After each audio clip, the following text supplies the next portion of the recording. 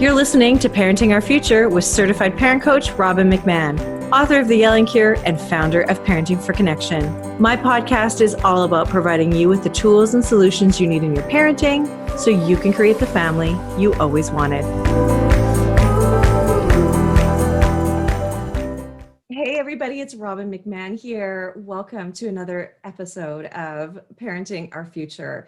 Today I have somebody really special who specializes in an area that we all need to know about and we all need to protect. I have Caro Kaplen here, and he's a senior partner in the New York personal law firm Caro Kaplen. He specializes in concussions and brain injuries. And this is something everybody needs to know because our kids are at risk, and we're going to talk all about what they are and how to manage them and what it means. So I just want to tell you a little bit about how special my guest is, though. Michael was invited by President Obama to participate in the 2014 White House Healthy Kids and Safe Sports Concussion Summit and serves as a member of the American Academy of Neurology Concussion Work Group. He's also the chair of the New York State Traumatic Brain Surgery Services Coordination Council. You teach one of the only brain injury law classes in the country. Wow, Michael, you are a subject matter expert and then some. I'm so grateful to have you here. Thank you so much for being here and talking to me about this really important issue. Robbin, it's my pleasure to join you today. Yes, thank you. So, okay, let's just break it down. Like, why should we be concerned about concussions?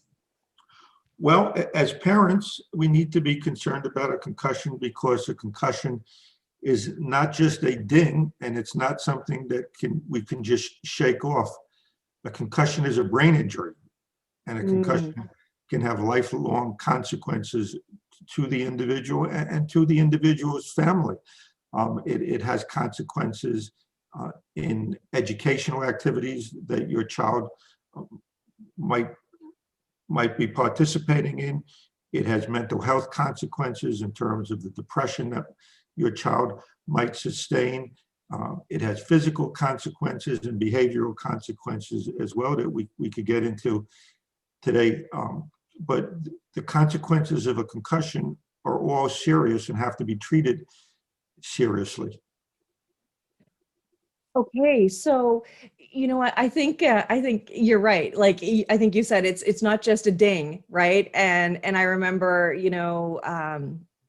it's like, oh yeah, he just got his bell rung. No big deal, right? Well, actually, it is a big deal. And so, is there a point at which you separate a concussion category to a brain injury category, or really truly we're saying a concussion is a brain injury, period? No, a concussion is a brain injury, period. Now, there are various different types of brain injuries that a person can have, and a concussion is just one of the many different types of brain injuries. Of course, there are other things such as fractured skulls that we might all be familiar with, and bleeding in the brain. Right. But a concussion is a form of a brain injury involving the stretching, the tearing, the injury to nerve fibers within that brain, causing a whole host of problems. And there's a reason that this develops, and it's not really difficult to understand if we think about the brain itself and the skull. Okay. Because what we think of with the skull is providing some good protection against an injury, when in fact it really doesn't, because the inside of the skull is not smooth. It has a lot of rough ridges and protrusions, and the brain is floating within the skull in what the medical profession calls cerebrospinal fluid, but we could think of as really the brain reacting within the skull like jello, or like the yolk of an egg. When you shake it, you break it. And that's really what happens to the brain within the skull. When you shake it, you break it. Those nerve fibers become torn, they become damaged, they become frayed. It's no different than what happens to your computer when everything gets all jumbled up inside of it. And these various types of damages to the brain, depending on what part of the brain is injured controls different functions and has different implications for the individual.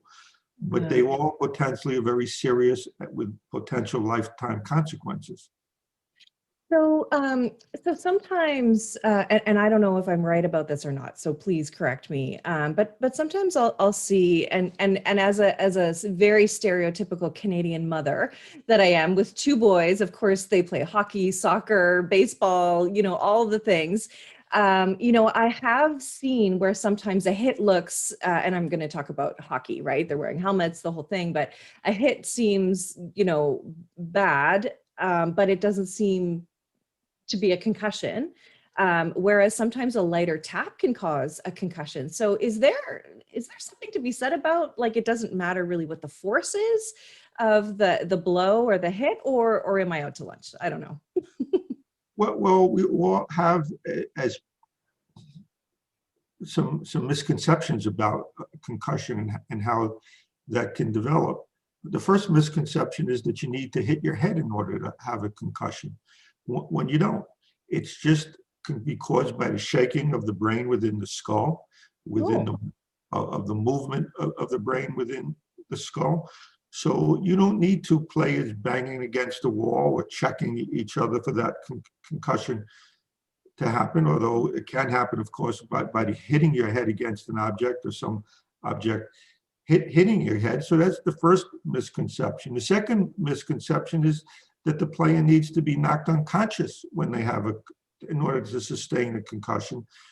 And that's just not true. We know that that's not necessary, that a player or any individual who is dazed or confused should be suspected of having a concussion. Being wobbly on your feet, being dizzy, seeing stars, complaining about headaches, sensitivity to sound or light. These are all nausea. These are all the common symptoms that develop soon after a concussion that we have to be concerned about, as well as some of the other cognitive problems that develop over time. But we also know that not all these symptoms that we're talking about develop at the same time. Yeah, that's what I was going to ask you next. Yeah, so thank you. Yeah, go ahead. So some of these symptoms happen within seconds or minutes, and some symptoms happen within days or hours after a concussion. And we haven't talked about the memory problems or the concentration problems that can develop, but those kind of problems are just not apparent right away. So sleep disorders might not be apparent right away, and doing more than one thing at the same time that might not be apparent right after a concussion, although certainly things like a headache or nausea might be. But a child or an adult doesn't need to have all of these symptoms. Not everybody has all the classic symptoms of a concussion. So anytime a child develops any of these symptoms, we have to take this seriously. And since we're talking about sports today, hockey and other sporting activities, I think the most important takeaway is a simple saying: when in doubt, keep them out. Oh, I love it. When in doubt, keep them out. Good one. So when you even suspect that this child had a concussion, the safest course of action would be not to allow them to return to play until they've been properly cleared by a competent medical professional. If it means keeping them out for the rest of the game, so be it. It's only a game. Exactly. And their brain is something for a lifetime that we really have to be concerned about. Because the worst thing that could happen to allow this child to go back into play with a concussion and then sustain a second concussion. Oh, no. Because that could have catastrophic consequences for this child. It's something called second impact syndrome. And without scaring your parents today, It is a catastrophic injury that could even lead to death. Oh my So, gosh. it's something that we have to be concerned about. We have to also be concerned about sustaining a second concussion before all the symptoms of the first concussion have cleared, Yeah. because if a child sustains that second concussion, the likelihood or the problems are going to be compounded and worse. So we want to make sure that that doesn't happen. We want to make sure when the child returns to school, that the school system provides this child with the proper resources as well. Because it's not enough to say, well, let's make sure that your child doesn't return to the ice to play hockey. But what happens the next day when they return into the classroom? Yeah. So we have to be concerned about that. And we have to make sure that the school system provides your child with the proper resources that need. It might mean not taking a test on Tuesday morning. It might mean giving that child extra time, or a tutor in school, or an aide, or instead of having the child read the instructions for some kind of activity, read it to them. Right. Or diminished homework, whatever the case might be. It's important for the school system and the teacher to be on the same page as you Well, about and that. I think that's really good advice, because I think as parents, we need to know that we can advocate for that, because we probably don't know that. At least I didn't know that. What I have seen, there's so many experiences where I've seen, a couple of what you've already talked about. One is, where a child has, gotten a hit, gone right back in because the coach says, no, you get back in there. Or their parents say, get back in there. What if he's the best player, he or she is the best player in whatever sport they're playing. And, adults get jaded too, right? Put them back in. And I've seen kids like not making sense because like they've definitely have a concussion. The good thing is though, at least where I am, where I live, and the sports organizations that we're a part of, they all have a concussion protocol. And the doctors will say, if you have or are suspected of having a concussion, no screens, no school, which is just, and no sports, right? Which is sort of torture for your teen, your teen or your tween child, right? But your brain needs to heal, right? Well, we only have one brain, and that brain has to last our whole life.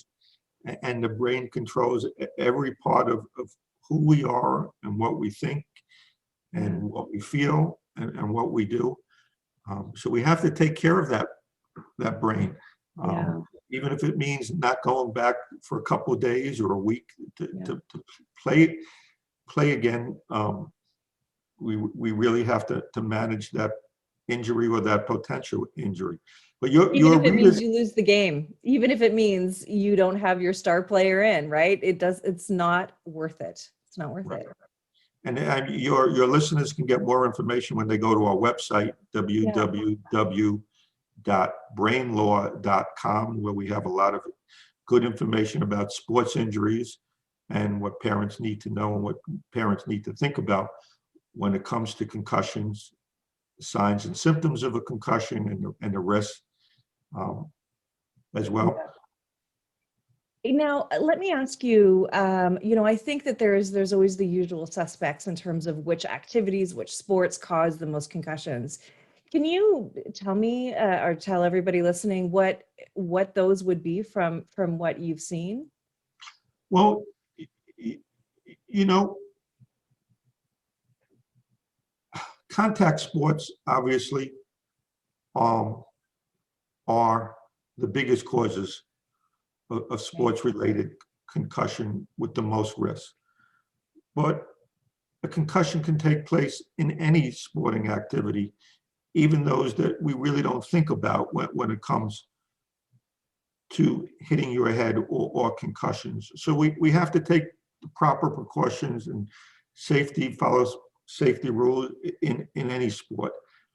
And it's not only in sports, it's in life itself, because Right. the best cure for a concussion is prevention. A good one. Yeah. Yeah. And, you know, in the US, we have the Brain Injury Association of America. And they have a saying, which we really should keep in mind: anytime, anyone, any place. Right. So it could be from a fall, it Yeah. could be in an automobile accident, it could be from a pedestrian being struck by a car, or walking down the street and having an object fall on you, being in Right. an unsafe building. Concussions happen in all sorts of different ways.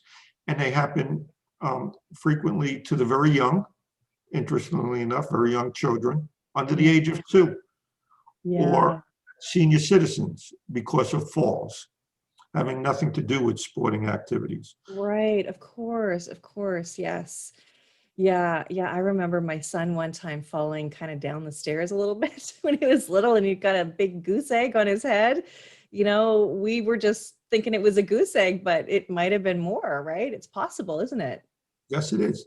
So it's Yeah. something that we really have to be concerned about and keep in mind.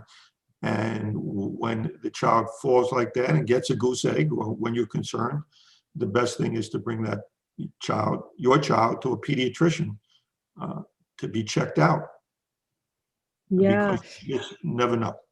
Yeah. So can you actually see current and past concussions in brain scans? Like how do we really know definitively if there's a concussion? So that's a big problem. It's a big problem that we have as attorneys when we represent people with a brain injury, and it's a big problem for the medical profession itself, because the MRIs or the CAT scans just are not sophisticated enough, sensitive enough to pick up the microscopic changes that happen in the brain, the chemical changes that sometimes happen that cause a concussion. Now there are new tests being developed, blood tests. One was recently approved by the FDA to determine whether a person had a concussion. But even if that test is negative, you can't still rule out the fact that a person might have had a concussion.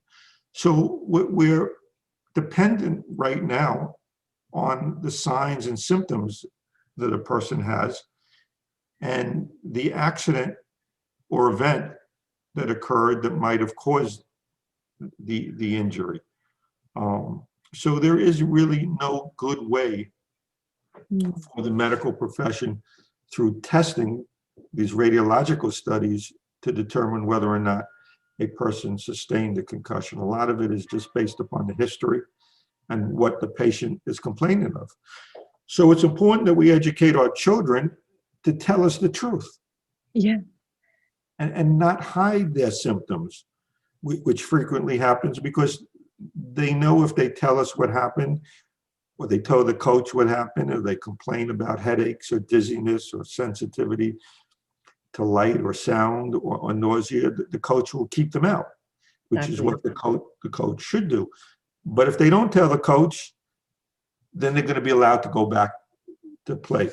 So it's important that we educate our children that they have to be truthful and come forward and tell us about these symptoms. Because again, it's more than just a ding. So we have to be careful about that. Well, I got to be honest. I mean, I have a son that would definitely not want to tell me the truth because it means no devices, right? It means you can't even watch TV, right? I remember when he had one, he had a really bad hit from I'm not behind. sure. I'm not sure if that's really true Okay. about that. I think there's a certain period of rest that has to take place, but there's a gradual return to play. There's a gradual return to athletic Yes. activities that are allowed, and the thinking that we need to keep someone in a dark room all quiet and all by themselves. just is not where the medical profession is anymore about this. Right. Yeah. It's so, yeah, you're absolutely right. And to clarify, it was just for like a day or two, whatever, but still for him at his age, he was just like devastated that he would have to stay away from it. So, I mean, even those small things, yeah. And then I think, okay, what about concussions over the course of a lifetime? I think of, like, I was mentioning my husband to you, and that, like, my husband's played hockey all of his life, also played football, also played baseball, soccer, right? And those are impact sports. And I don't, I mean, he's not so much the problem, but sometimes some of his friends, I wonder a little bit about, they might have some, I don't know, if is there like a post-concussion syndrome or something like that Well, the long-term effects of a concussion, or what the medical profession calls the post-concussion syndrome. Mhm. But what you're talking about right now are some other devastating injuries that can happen as a result of multiple concussions, or not even concussions, but just repetitive head trauma that Yeah. doesn't reach the level of a concussion. We have to be concerned later in life about dementia, about this condition known as CTE, chronic traumatic encephalopathy, and the behavioral changes that might take place, the behavioral problems in an individual as a result of repetitive head trauma. So it's something that we all have to be concerned about, something that we all have to take very seriously. And we're Yeah. seeing that CTE in people who are in the Army, in the military, also some professional athletes. Is that not correct? Yes, we are. We're seeing that not only in professional athletes, we're seeing that in amateur athletes as well, who have been exposed to repetitive head trauma over the course of years without proper precautions being taken. And is there, I'm thinking back to some news stories that I've heard. I mean, sometimes this can seriously alter their who they are, their mental state, their emotional state, and can create a whole different sort of person. Yes, unfortunately, that's true. Could lead to a host of problems, and these individuals, unfortunately, are in increased risk for suicide as well. So that's something that we have to take very seriously. Right. Wow. Okay. Well, so let's just and thank you for that. I think it's just really important. Like, this is no joke. It's serious. So when in doubt, keep them out, right? And anytime, anywhere, anyone, right? I mean, this is really important. So what can we do to support our child if we think that they have one? If we're going to err on the side of caution, what do you recommend that we do to support them and help them? Well, I think, as I said before, the first thing is that we need to educate them Okay. about coming forward and telling us when they have these problems. And then when they have these problems, we have to make sure that we take them for proper medical care, proper medical clearance, that we work with the school to make sure that they're getting the proper support in school. And when it comes to sports, we have to consider doing for our children at the start of every season something known as baseline testing. Right. Yes. So that's computerized testing where we can get a short profile of your child's cognitive functioning, so that when we suspect a concussion has taken place, or we know that a concussion has happened, we could go back and retest them and compare their performance now to what it was at the start of the season, to make a determination when they've had a recovery, and when they haven't, what kind of assistance they're going to need. So these tests are very readily available now, these baseline tests, and it's important that you as a parent work with your school, with the teams that your child is involved with, whether it's in school or not in school, and support the need for these schools and teams to do baseline testing on all these children at the start of every season. Yeah, I So you could agree. go back to and make that comparison. So I would say those are the most important supports that we could give. But also acknowledging when this happens to your child, that there's not a joke. And if they're making these complaints, not to brush it off and not to say to them, well, you're just fooling around, you're pretending, you just don't want to do your homework. As Don't be a baby. well, right, don't be a baby about it. Take what they're saying seriously and acknowledge that these problems are real.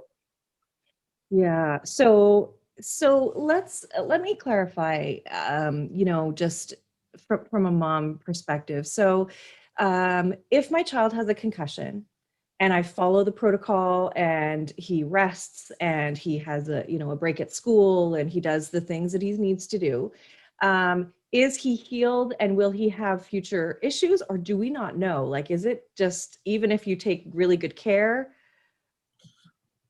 Well, the good news is that most people who sustain a concussion have a good recovery. That's the good news. Okay. The bad news is that for those who we call the miserable minority, who don't have a good recovery, which could be between 15 and 25% of individuals, that we have to be concerned about them and provide them with the necessary supports and rehabilitation that they need, Right. growing up and in the future. So that's the good and the bad that the parents need to know about this subject. Mm. And my guess is too that there could be those scenarios where you think it's healed, but it hasn't really healed, and then you withstand a second concussion, right? Or a second injury, right? Yeah, because unfortunately, this happens. We see this in my law practice, and with individuals who've had a concussion. Sometimes they don't realize the problems exist until they go back to work or go back to school and Right. try to work in the way that they were working before. So they've been home for a day or two, resting with headaches or nausea, and those symptoms resolve and they think they're fine. And now they go back to work and they discover, well, no, they're not fine. They're having problems. Sometimes people don't even realize that they have problems. It's because their spouse is telling them, you're just not the same person anymore. That you're just acting differently. You're forgetting things. You're leaving the pot on the stove with the gas on.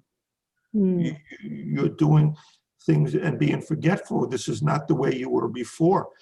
So in our law practice, these are the people that we're going to interview: spouses, co-employees, people at work, people in school, who have a chance to observe, because sometimes the individual themselves doesn't even realize that they have a problem, Right. which is a big problem. Which is a big problem. No kidding. Yeah. When you're not self-aware, then yeah, that's a problem. Is there anything that people can do to speed the recovery process up, or even heal old ones? Or I guess, can a concussion be unhealed and you still function for years, or no? I don't think you could really speed the process up. Yeah. I think everybody's different. Every brain injury is different. Every concussion is different, and everybody has to be treated as an individual in that respect. But you can't heal the brain by trying to speed things up. It's going to take I can't heal it on my own terms. What do you mean? take some time, All right. and it's going to take a different amount of time with everyone. Yeah. But you got to take it seriously, because this is your brain. You only have one brain, and the brain is the most important piece of programming that we have, right? We need it for everything. So yeah, this is really important to talk about. And I really appreciate this. Thank you for, withstanding my questions, because I am not a subject matter expert in any way, shape, or form. All I know is what, I have come in contact with through my own life. So this is really great. And So for you, everything that you have is on your website at www.brainlaw.com. And of course, in the Parent Toolbox, we will have just a one-pager just on what to look for, what are symptoms, emotional, physical, behavioral, cognitive, that sort of thing, just so parents have an idea of what to look for to help them out as well. So thank you for all of this. Thank you for your resources as well. And is there any last thing that you want to say or anything else resource-wise that you want to mention to the listeners? I, I think it's just important for them to go get the help that they need. Yeah. When they have a concussion or their loved one has a concussion, and to become involved with their Brain Injury Association in Canada, or if they're in the US, the Brain Injury Association of America and their state brain injury associations, for support and for the resources that exist. And to know, again, that all concussions have to be taken seriously because a concussion is a brain injury. Yeah. Okay. Well, that is really great. Thank you. And really the overarching message is take it seriously. Don't downplay it. Protect your kids and make sure they're okay, because this is their life, right? So all really helpful information. Thank you so much, Michael. Again, it's www.brainlaw.com. And I just am so grateful for you to talk about this really important subject. Thank you so much. Robbin, thank you. And I look forward to coming back again, talking about other things with you. Thank you for listening to this edition of my podcast, Parenting Our Future. I'm parent coach Robbin McManne, and if you're enjoying this podcast, please share it with someone who you think might also need to hear this message. And don't forget to subscribe, and if you like my work, I would be grateful if you gave me a 5-star rating. For those of you who like my content and want more, visit me at yellingcurebook.com to get your copy of my book and to find other resources to help you. Until next time, I am wishing you and your family peace and connection.